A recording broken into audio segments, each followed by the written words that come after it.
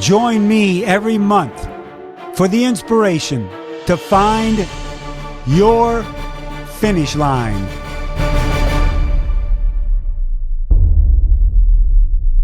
Hello, everyone, and welcome to another edition of Find Your Finish Line. I'm Mike Riley, your host, and this podcast is not only about you being able to find your finish line at a race or an event, but also in life. We have to find our finish line every day of the week, every month of the year.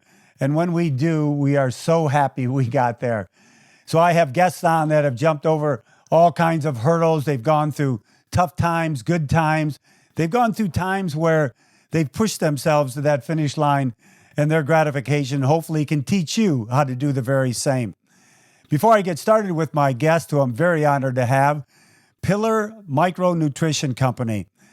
I've told you before, I've been introduced to Pillar. I was introduced to it at Ironman Australia last December. They gave me some and said, Mike, why don't you take this before you go to bed? It'll help you recover and it'll help you sleep better. Well, I didn't do it. I was a little skeptical about it because I was on the road and I didn't really want to take a new product. I got home and I started taking it about 30, 40 minutes before I went to bed. I've been getting the most amazing sleep I've ever had. Solid, long, good sleep, waking up refreshed. After hard workouts, the recovery's there. And the product is Pillar Triple Magnesium. It is quite incredible. I didn't think I'd like it because, I've seen so many products come and go, but this one's really working for me. And you can buy it at thefeed.com. They even gave me a code that you can receive a 15% discount. That code is Mike, M-I-K-E, 23. The number is 23. Mike 23 for 15% off. Pillar Nutrition, Triple Magnesium. Try it. Give it a try. See how it does for you. My guest today is one of the greatest athletes that this sport has ever seen. Two-time ITU world champion. Matter of fact, she's in the ITU Hall of Fame. She's in the Australia Ironman Hall of Fame. She's a member of the Order of Australia. That's why you'll see the AM after her name. 1996, she was the first Xterra world champion. 2000, silver medalist at the Sydney Olympics, the very first time we had triathlon. 2005, a second in Kona. 2006, number one, the world champion at the Ironman. 2016, gold medalist, Paralympian, helping guide Katie Kelly to that finish line in Rio. Michellie Jones, how are you? And welcome to Find Your Finish Line. Hi, Mike. Thank you so much for that awesome introduction. It's always funny because people are like, Michellie, what do you want to list as your most notable accomplishments? And I'm like, all of them?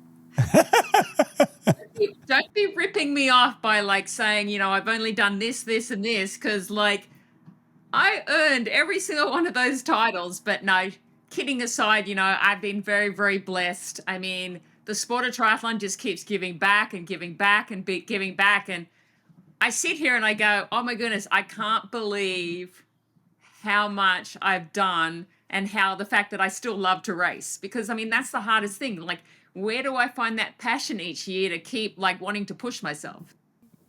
Yeah, and it's interesting when you made the comment about it keeps giving back. Michellie, it keeps giving back to you because you keep giving to the sport, which I think is one of the most admirable things a ex-professional or even an ex-age grouper not racing anymore can do for the sport.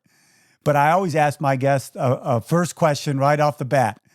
Sometimes I want to catch them, and you'll see why when I ask you the question. Michellie, did you get a workout in today? Of course I did. Sometimes they'll go, oh no, I didn't get one in yet. So what'd you do today? Yeah, I got 2 in. I did a run interval session, and then I also did some functional strength. Good for you. I love it. Well, let's And start by what? With my horse. Yeah, okay, we'll talk about that. I tell you what, is it because you have that personality and you were brought up to where you just always wanted to keep doing something almost every minute of the day? Sometimes I think I'm cursed more than no. I don't know what it is. It's it's I like to keep moving. I like to keep busy. Yeah, every now and again I'm like, I just want to go hang out at the beach for like a week. And I go, that would never happen because I'd get bored. Absolutely. You'd be laying there for like an hour or two and go, okay, I'm done with this. I don't even Let's think I'd start. last an hour, to be honest. Yeah.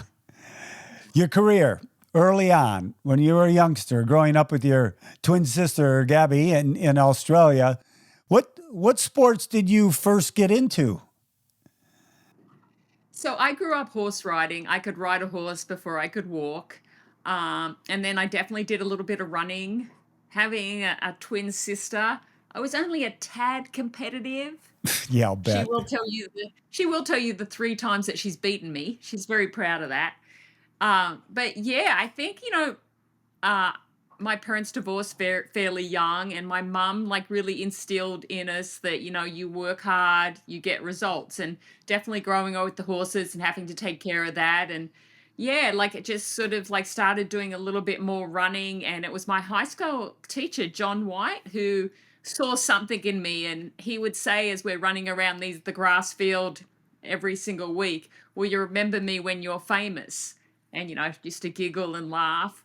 But he also introduced me to triathlon. So it was from his introduction, from his coaching style with running. It was like short and sweet.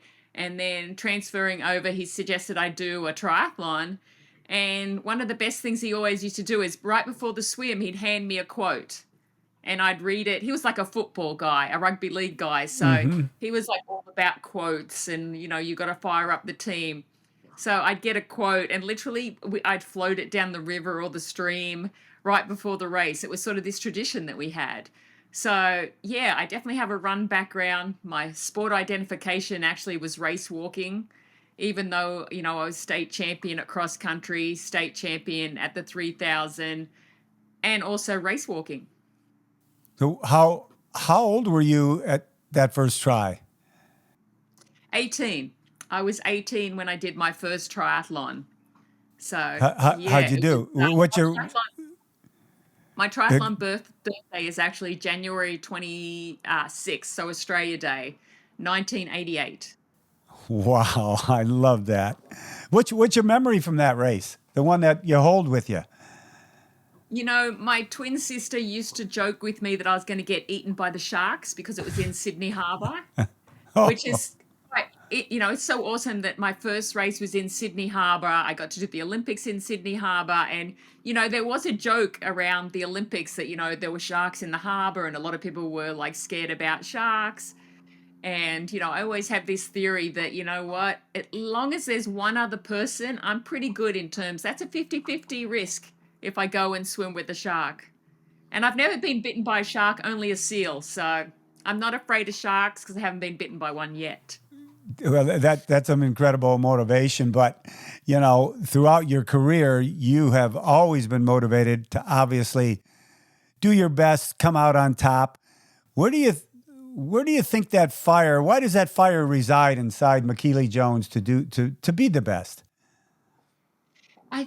For some reason, I always like fought against adversity. I think, growing up in a household where, Hmm. we only had one parent, being a twin, very competitive. And then, just these little things that would happen in my life. My one of my school teachers basically said, "Well, why are you even bothering with sport? You're just going to get a boyfriend and give up." And I'm like, "No, that boy's going to be following me around, not the other way around." And then, even before the Olympics, there was an article that was written that I wasn't Olympic medal caliber material. And I'm like, you know what? I'm going to prove you wrong. And that's basically like when I go through my career, when I like, even when I did Ironman, there was a lot of short course athletes who hadn't been successful at Ironman. And, I'm like, well, I'm going to prove you wrong. So it's like, I think for some reason that just was instilled with me. If somebody said I couldn't do something, then you know, I may not have been the most talented athlete, but I definitely think I worked harder, not longer, just smarter. I think that's where my high school running coach like instilled in me that like you don't have to do a huge amount of training. You just have to do the smart training. Well, you think some of the negativity came out because of uh, maybe your taller stature of 5'10", 5'11", than someone who's a little shorter, compact, and quicker turnover of their legs? You think it came from Well, that? yeah, but it's also like being a twin, right? Straight away, you're different. And both Gabby and I struggled with bullying in high school and primary school because, we Hmm. were best friends. We were very different. We hung out together. And, a lot of people looking in, we were successful at sports, we were athletic, looking into that, we definitely took quite a beating in terms of, how people responded to us. And like, I think was more affected by the bullying that I was. I sort of, I think, for some reason internalized it in like, I'm going to turn it around. Where I think, still to this day, she definitely, I feel like she hasn't quite worked out how to turn that situation around. And, I think I just use sport to really get over the fact that, that was a hard time in both our lives, but at least we sort of were together in that. But, you're different. When you're a twin, you're different from day one. Well, that's interesting you bring that up because in the world today, I mean, on the bullying side and people saying things to younger people, older people saying things to younger people that they don't think affect them. Do you think sport is one of the best ways out of that to try to create a stronger you?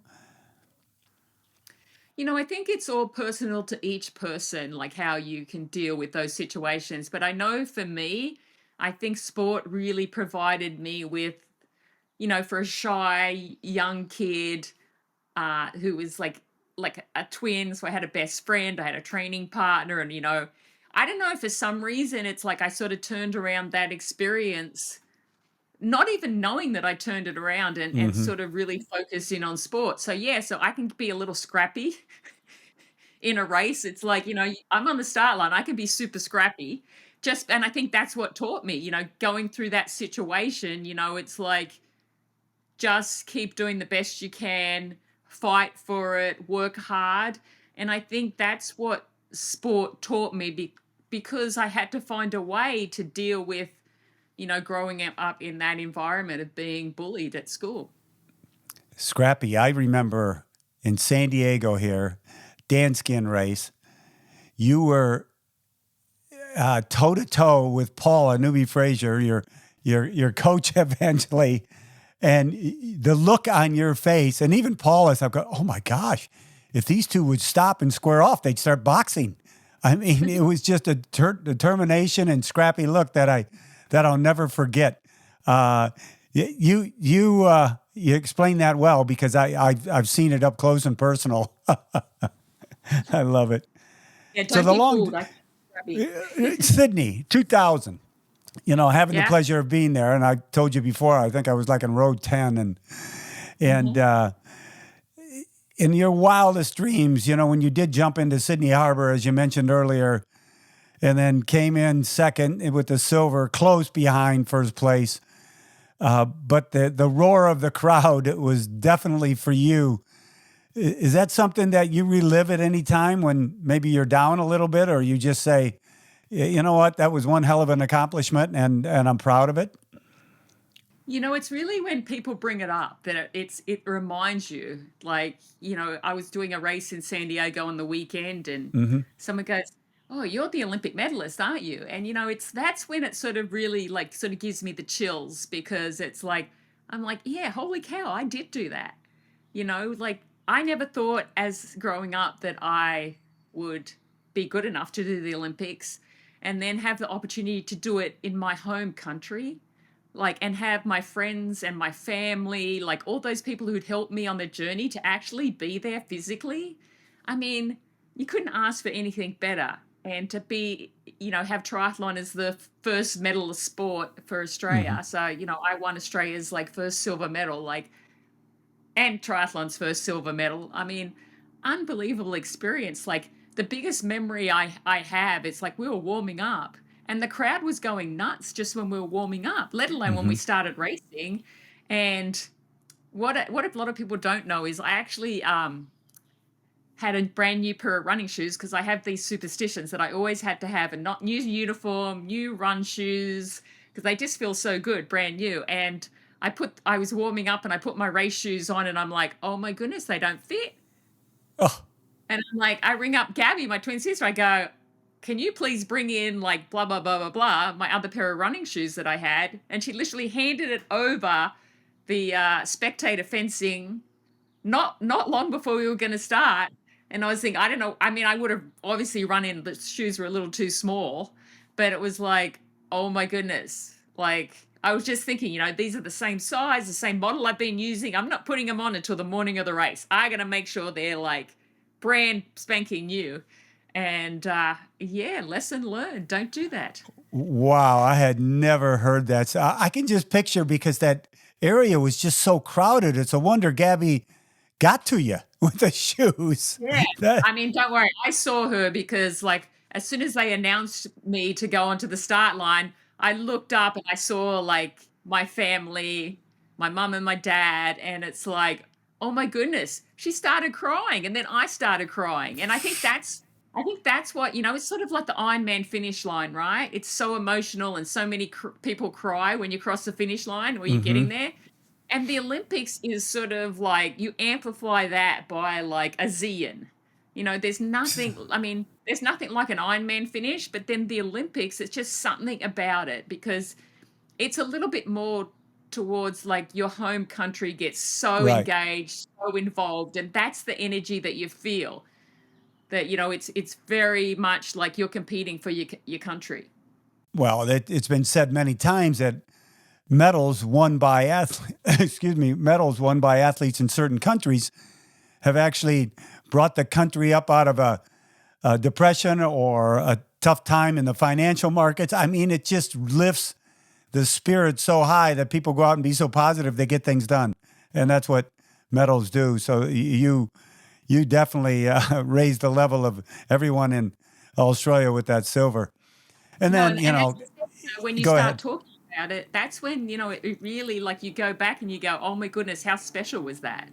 Because like I don't think about that I'm an Olympic silver medalist every day of the year, but when we talk about it, I go, oh my goodness, that like you start going, Australia's first medal, triathlon's first medal. It's like my first time at the Olympic, my friends and family, and all those people who helped me get there. It's like, and all the stories, like being in the Olympic Village and Kathy Freeman, who won the 400 meters, Yeah.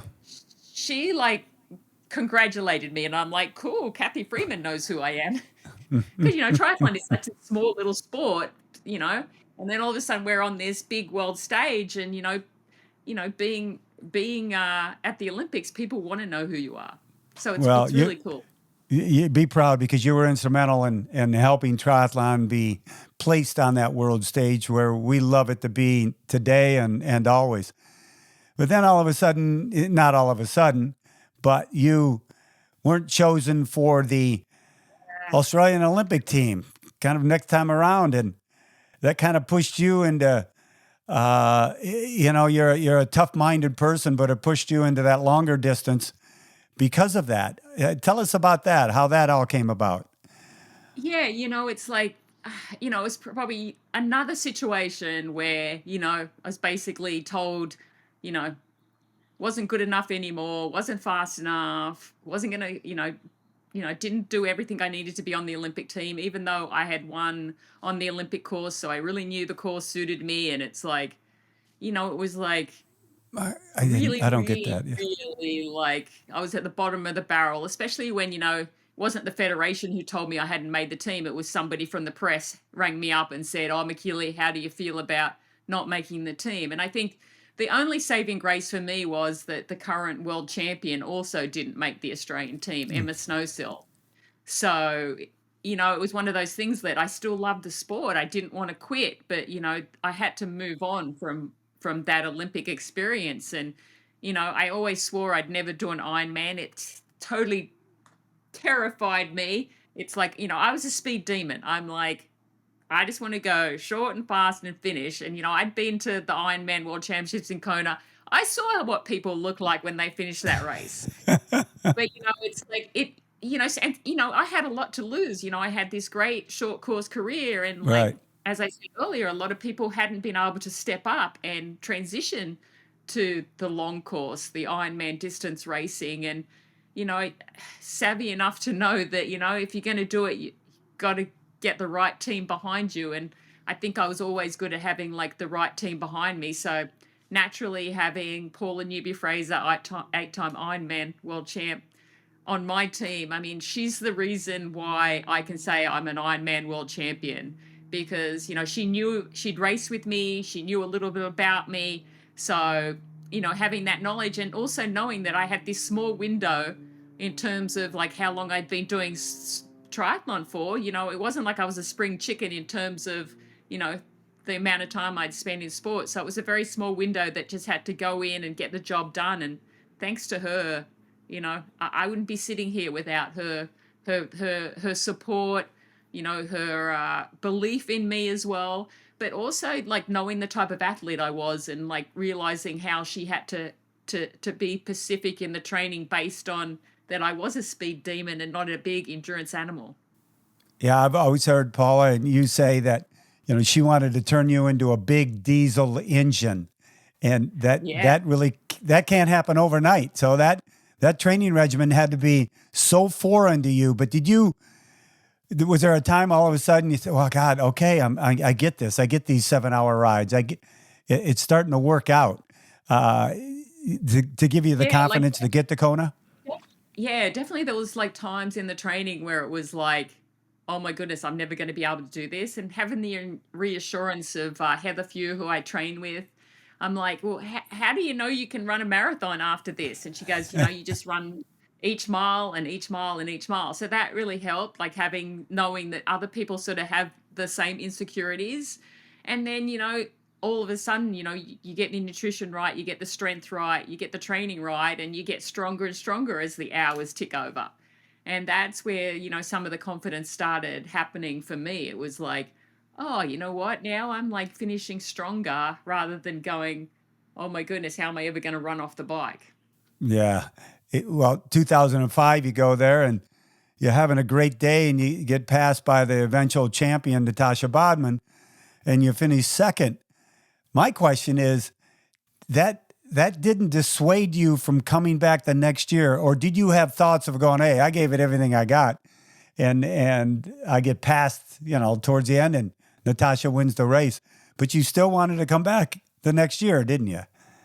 Yeah, I had fractured my hip at the Escape from Alcatraz Hmm. triathlon that summer leading into that preparation. So I really didn't do as much running as I needed to. So getting past with like 6 miles left to run was as disheartening as it was. I think, I always believe in destiny, and that, sometimes, you need to be on one path to get to the other path. So having finished second, yeah, absolutely ecstatic, right? I'm like, I just finished second at the Ironman World Yeah. Championship. But, I think because I finished second at Sydney, I didn't want to finish the Ironman on second. I had prepared Mm. myself to like try to win. That was the whole idea of doing it. So definitely had to come back the next year and tick that off the box off my to-do list for sure. And it's such an amazing experience, the Ironman. It's it's like no other. It's like the first thing you have to think about, right? Get to that finish line. Then everything after that is a bonus. And you know, I, I had such a great race when I finished second, and then when I actually won, there was some good and some bad, but that's part of it, right? It's the struggle that you face. No race is perfect. No race is easy. There's ups and downs, and I think just the experience of getting second, it's like I didn't want to walk away going, I didn't leave any stone unturned. I definitely wanted to win that race. Well, you did, and I've told you many times that's one of my most precious moments at the finish line, being with you in 2006, because the pure joy and satisfaction and look on your face is something that that just can't be duplicated or made up. I mean, it was Yeah. something that everybody there talked about, like, oh my gosh, she did this, because you did. You had naysayers out there, and that's why Yeah. it was so gratifying to have you win. And it's funny because like I know, like, when you're sort of in the prime of your career, like, you know, you win a lot of races, and then, as you sort of like move on, you're like, you know what, you got to cherish every moment. It doesn't matter Yeah. if you win or you don't. Like, I tell people this all the time. Don't be happy with the race that you wished you had. Be happy with the race that you had. And I learned that, like, and I think that's one of the reasons why I keep racing, is because I've learned that over the years, that, you know what, you can get beaten on any given day. But if you can be happy with the race that you had, be happy with it. Yeah, you can go back and go, how can I improve? How can I get better? But, ultimately, that's the race you had. So Right. happy with it, and find the positives out of it, because there's always positives when you walk away from a finish line. The Olympics in Sydney, the Ironman Championship. Then you find yourself going back. 2015, you connect up, or just before that, with Katie Kelly, blind athlete. And you find yourself being a guide at the Rio Olympics in 2016. And you've said it, that might be, or is, one of the top best times of your athletic career. Why is that? It's funny, and I wasn't even the first choice. Like, Emma Really? Snowsill, once again, sort of Emma Snowsill, and our sort of paths crossed. She was good for me that she was pregnant at the time, and they thought I was too tall, so they didn't think we'd be able to set up the bike. Um, Oh, because Kelly was a lot smaller than me, and then I was a lot taller. So it definitely worked in my favor that Emma Snowsill was pregnant. But that's destiny, right? It's mhm. like, maybe not the first choice, but that's okay. I was fine with that.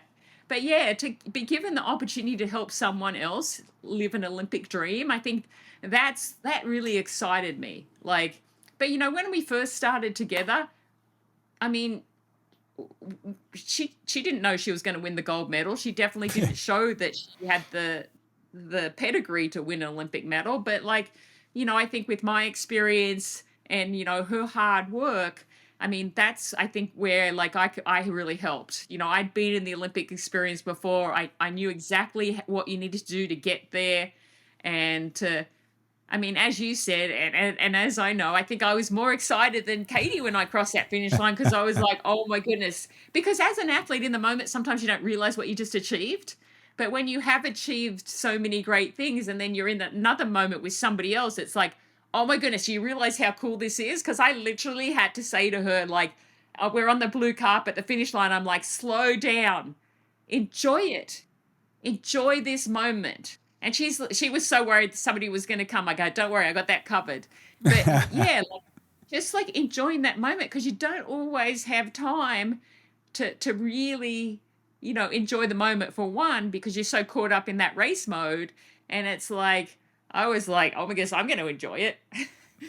Because, like, Well, as I said, the enjoyment came with, like, giving back, and, like, saying to this person, hey, we can do this. I can help you get there. Let's get it done. And everyone's like thanking me. And I'm like, don't thank me. I'm like, I'm going to thank you. Thank you for, like, thinking of me to do this awesome thing for somebody else. yeah, that had to be just so gratifying. That shared victory, no doubt, sometimes is better than that solo victory, just because you shared in the Yeah. pain and the training and everything else.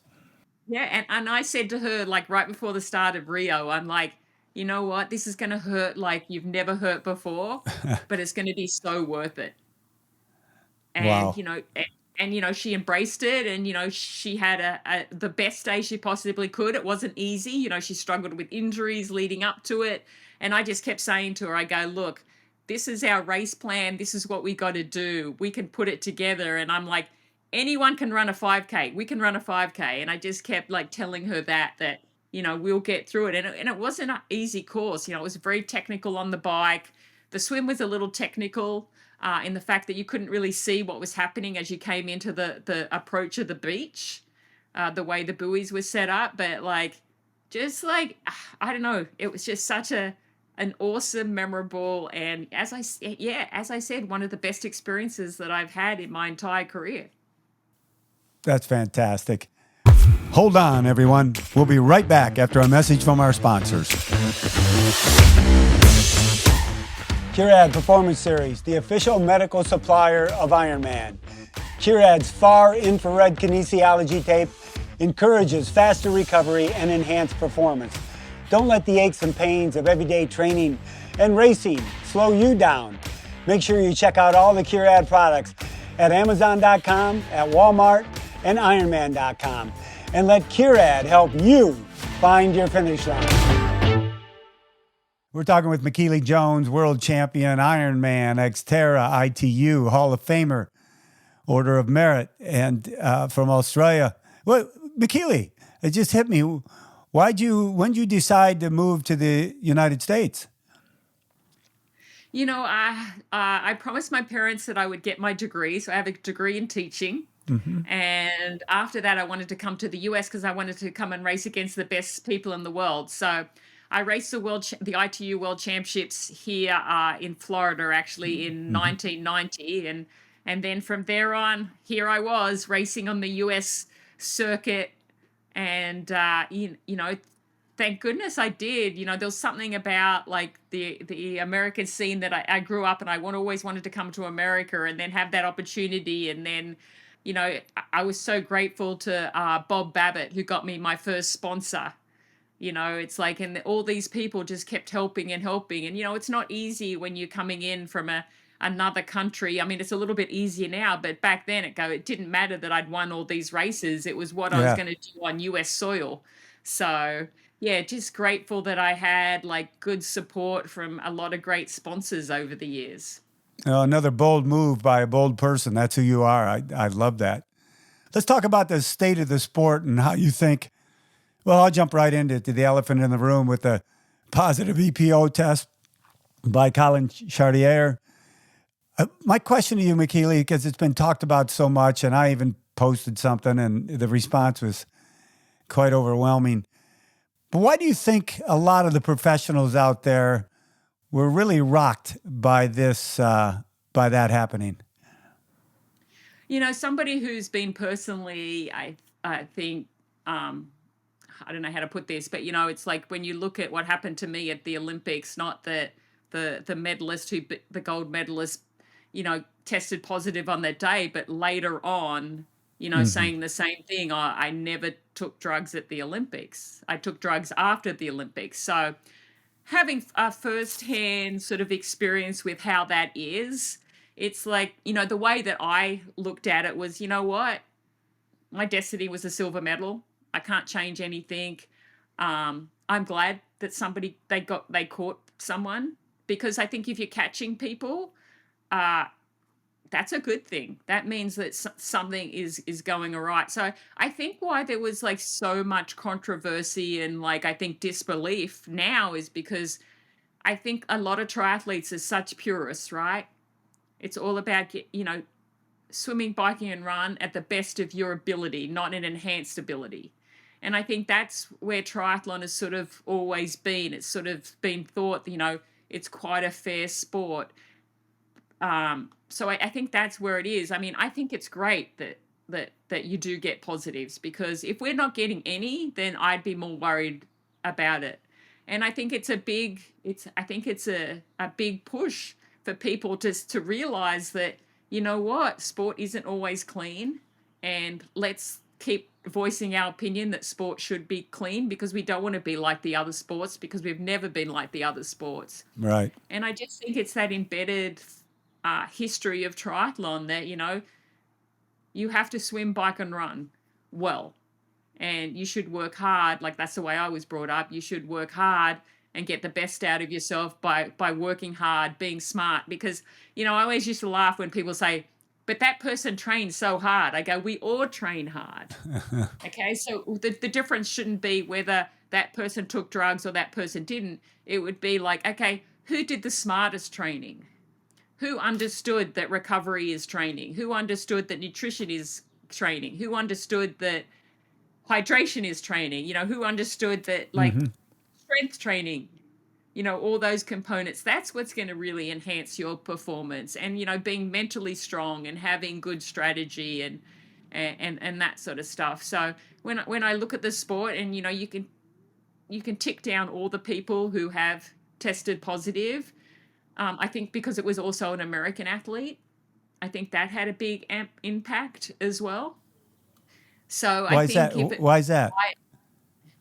I think because, here in the States, we haven't really had a lot of triathletes who have tested positive, where, Bridget McMahon was Swiss. And then you look at some of the other athletes along the time, they're really in triathlon, there really hasn't been Mm, a lot within this community in the US. So, but I think it's good that people are speaking out. yeah, I think I, yeah, I think it's good for the sport that you talk about it, and maybe you're a little more diligent to see what's going on around you. And I mean, ultimately, I think that our sport does a pretty good job of keeping itself clean. I think, you know, out of competition test, yes, let's put more into the process, but there's a cost to that. And I think Ironman do a really good job. Unfortunately, the federations don't always keep an eye on the long distance athletes. I'm still under drug control scrutiny because until I officially retire, I'm in a yeah, drug testing pool. So that is great. And that's the thing. It's like, a lot of people don't understand, you know, the consequences. And also, they don't understand that, you know, doing these small things that maybe their doctor recommended is a no-no. And I right. think if we can educate not just the elites, but the age groupers, like everyone in the sport, what does it mean to race clean? We've got to keep pushing that message and keeping people on top of the fact that triathlon, we want you to race on your ability, not some enhanced ability that's illegal. I agree completely, and I think a lot of the comeback of the pros, both male and female, and a lot of them came out public with it. Michellie, I think a lot of that is part of some great self therapy because they know that, well, gosh, am I going to be under a microscope now? Because if I have a fantastic race and I beat everybody by 8 minutes, are they going to look at me? And, so there's a lot of pressure there on them. But I think them speaking out was really a good piece of self therapy, whether they thought about that or not. So I thought it was very good. Yeah, No, I think your it's good. athletic career. Yeah, About it, the better it is. I think, yeah, people are like, well, should we talk about it? I go, yes, let's talk about it. Let's keep reminding people because, it's like it has happened in our sport. This isn't the first time somebody has tested positive. And we've got to just keep reminding people, like, push clean sport, keep pushing it and pushing and pushing. It's such a worthy cause. And, it's like we don't want to become like the other sports that are out there. That's for sure. so all the accomplishments and success you've had in your athletic career, do you now receive just as much satisfaction with your coaching? Definitely. I love coaching. I mean, I didn't think I'd be involved in coaching as much as I am. It definitely started when, people kept saying, Michellie, I want to come and train with you. I want to get coached by you. And then now it's involved into a business. And, it's like, yeah, particularly I think this year it's really exciting because I've had athletes who have been trying to qualify for Kona and they've finished second or third in their age group and they haven't done it. They haven't been able to get a spot because there was limited spots. And now finally we're opening the doors to these new goals Hmm. for hundreds of women. Like to me, that's like super exciting.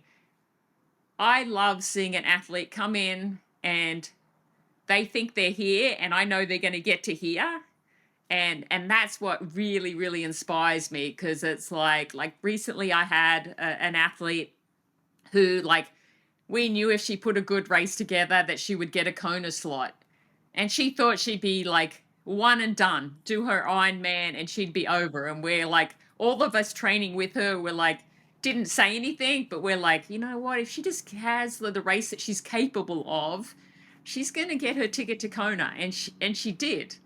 And she's like, she was like, I got to do another Ironman. We're like, yes, the best Ironman, the one that everyone dreams of doing.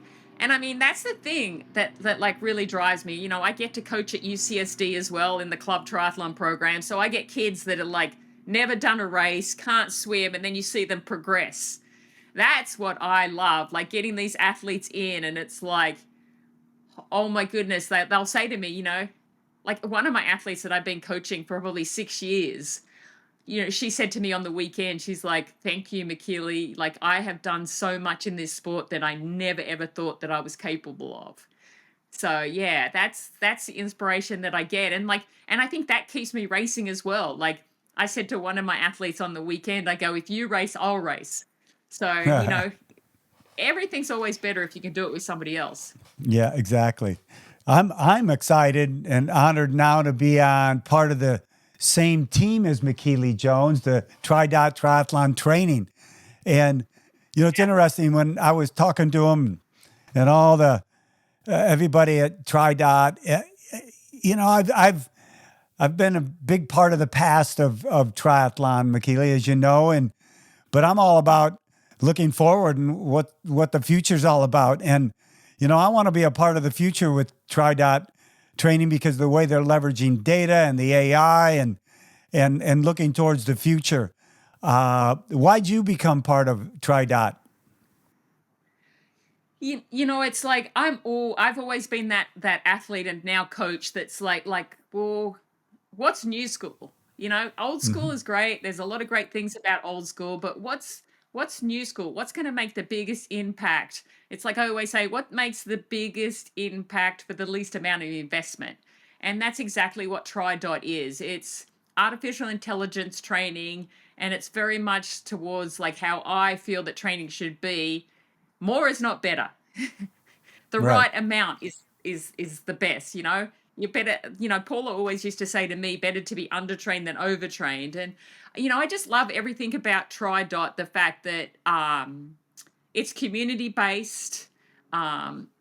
They really focus on making sure that the community's engaged in the process, the training process, the racing process, improving your schools, like the TriDot pool schools. I know you were there at one of them Hmm. recently, like just an amazing approach to teaching adults how to swim. It's like beyond what anything I've seen. It's like the new school again. I think they're really forward thinking people. Like that they get that, people are time committed. They're but they're sort of on that time crunch. So they're trying to maximize that time availability with getting the best performance, but limiting injury and then making the skill development so much higher. So then they're succeeding not by just getting faster, but then that development is also going to help them be injury free. So, yeah, just like the community, because triathlon is all about community. And, to be on this platform and to see how the athletes react to it. And then I love the sort of gamification too, Yeah. because, they have a TriDot score. So each workout, you got a chance to score 100%, not by going too hard or too slow, by doing exactly what you're supposed to do. So the closer you are to the prescribed zones, the higher your score. So, I love that. And then, they have Racer X, which will predict what your swim, bike, and run time is going to be for the event that you chose. And, I think that's like really, really exciting as well because, it's sort of reality check too for some of these athletes. Okay, Right. this is where I am now. And then, every time you're inputting in data, the training program will change. That race prediction, once you update it, will change. So you can see your progression from when you start. So I think there's so much in terms of motivating every single athlete. Um, and then, everything that I see on the training side of it, it's like I give them like two thumbs up. It's exactly how I usually do my training programs. So yeah, I Yeah. think Michellie, yeah, I was thank talking to Mark Allen, who's a part of it too, part of the coaching, and he goes, "Oh my gosh, I wish I had this.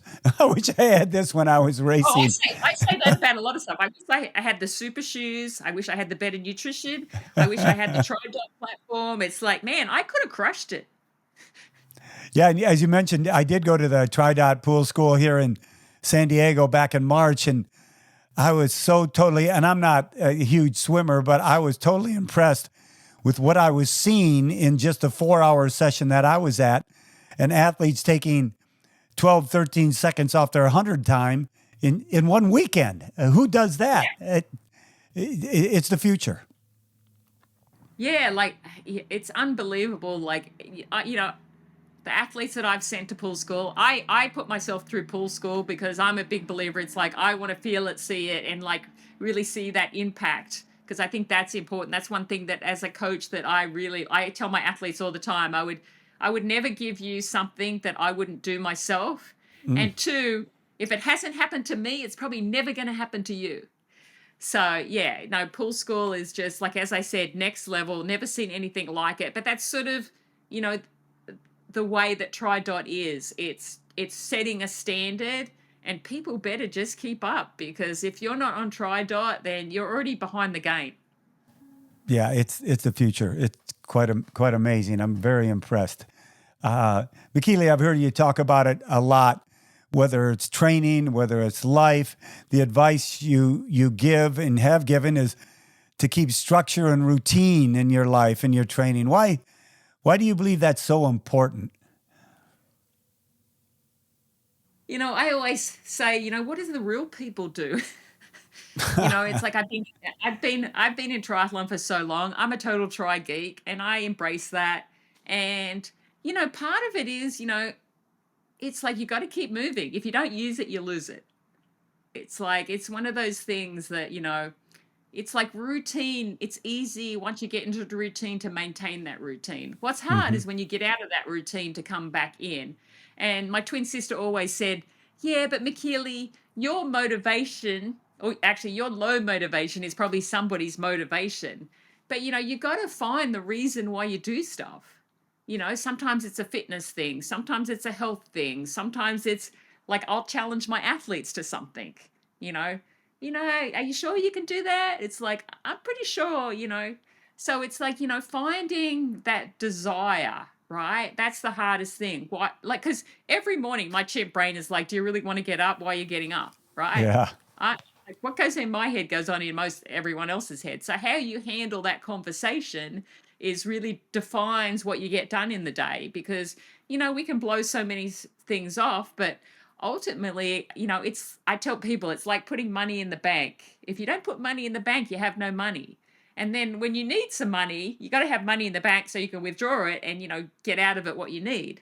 So, it's like every day is like putting money in the bank and whatever that big goal is, okay, time to cash it out.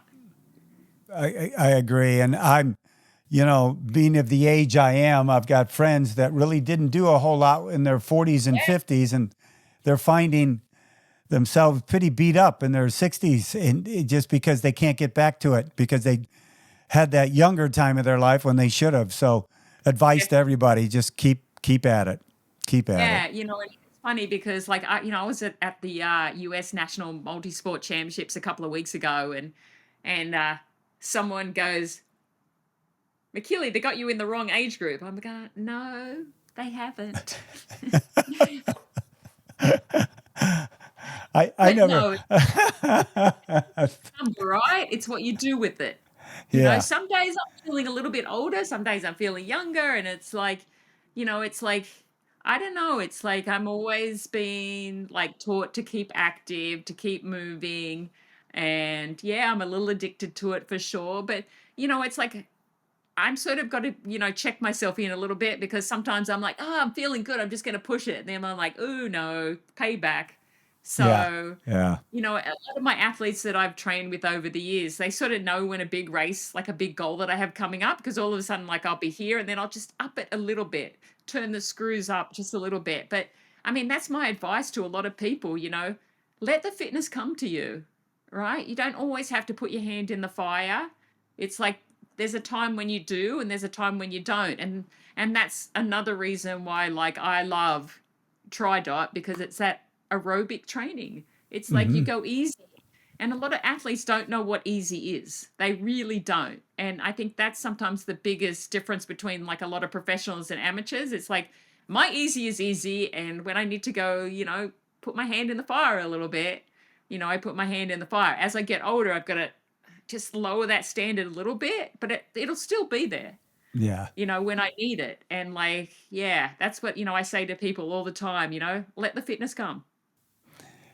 So on Find Your Finish Line, the last question I asked all our guests It's called tri-table racing. It comes out of the Baja 1000, which I have friends that race the Baja down there and their trophy trucks and everything. And afterwards, they get together and they call it table racing, where they sit around the table and BS and reminisce about the event or an event that happened before. So tri-table race with us, reminisce about something that maybe happened in an event or at an event that not a lot of us know about that comes to your memory. My goodness, there's so many of them. I know. But yeah, I think like the one memory that I probably will share. Actually, I'm going to share two. I'm going to cheat a little bit That's okay. because when I was in third grade, my twin sister Gabby beat me in a cross country race. I didn't like how that felt. So like that So, really, I wait. think, We're talking third grade. yeah. I didn't like it when Gabby beat. I was probably more of a bad sport because I'm like, I don't want Gabby to beat me. But then I also didn't want anyone to beat Gabby. So as long as we got first and second, I was that was like okay.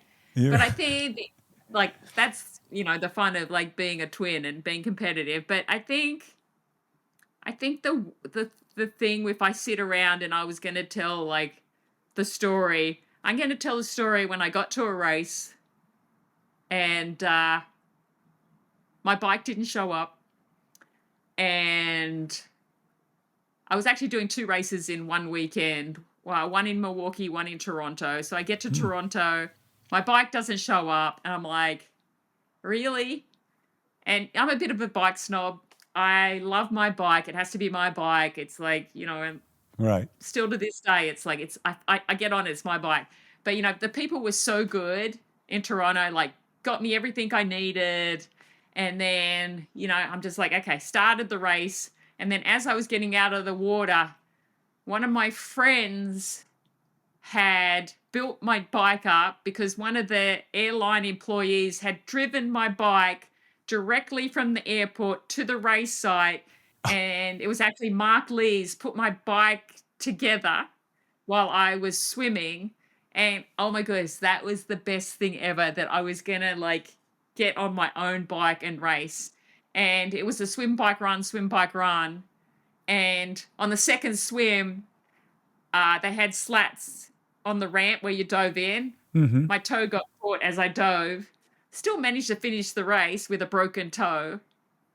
And then I fly into Milwaukee the next day, and I like knock on my sponsor's door, and I'm like, there's no way I can race. They're like, oh, that's funny, Michellie. No, seriously, I broke my toe. So I didn't get to race in Milwaukee, but the fact that, all these people rallied to make sure, I had my bike on the day, like how cool is that? Like that's very we cool. put it together, Mark Lee's put it together.